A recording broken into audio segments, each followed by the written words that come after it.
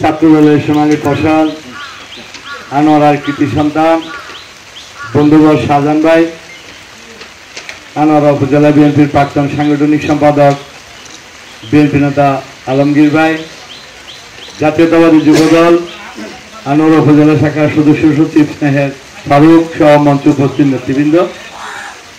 আসলে পরিস্থিতি সভাটা এরকমের জন্য প্রত্যাশা ছিল না। আমার আঙ্কেল যদি আমাদের বলতো তাহলে আমরা আরো অনেক সুন্দরভাবে করতে পারতাম।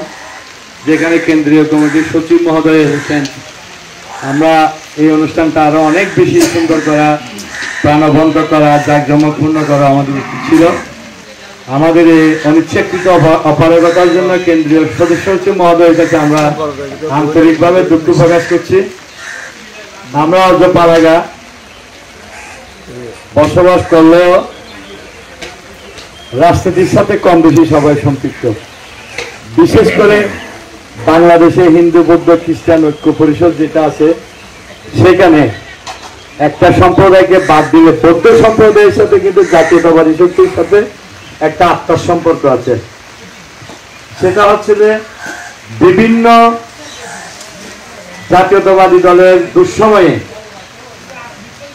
আমাদের খারাপ সময়ে আমরা আরেকটা যেমন সম্প্রদায় আছে, তাদের কোনোদিন কোনো সহযোগিতা খুব কম, কিন্তু বৌদ্ধ সম্প্রদায়ের সহযোগিতাটা বাংলাদেশ জাতীয়তাবাদী দল তথা বাংলাদেশি জাতীয়তাবাদী শক্তির পক্ষেই সবসময় ছিল। মেজরিটি, আমি সব বলবো না, মেজরিটি বৌদ্ধ সম্প্রদায় কিন্তু জাতীয়তাবাদী শক্তির পক্ষে থাকে। যে জন্য আমরা শুধু আনোয়ারা না, বিভিন্ন বাংলাদেশের বিভিন্ন জেলা উপজেলায় আমরা বৌদ্ধ সম্প্রদায়ের যে সমর্থনটা পাই, সেজন্য জাতীয়তাবাদী দল বৌদ্ধ সম্প্রদায়ের কাছে কৃতজ্ঞ। আমার প্রত্যাশা থাকবে আগামী দিনেও জাতীয়তাবাদী দলের জন্য একটা কঠিন সময় আসতেছে।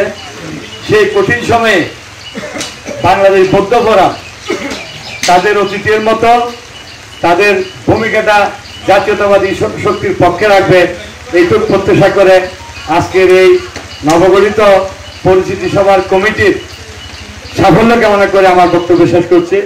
সবাইকে ধন্যবাদ।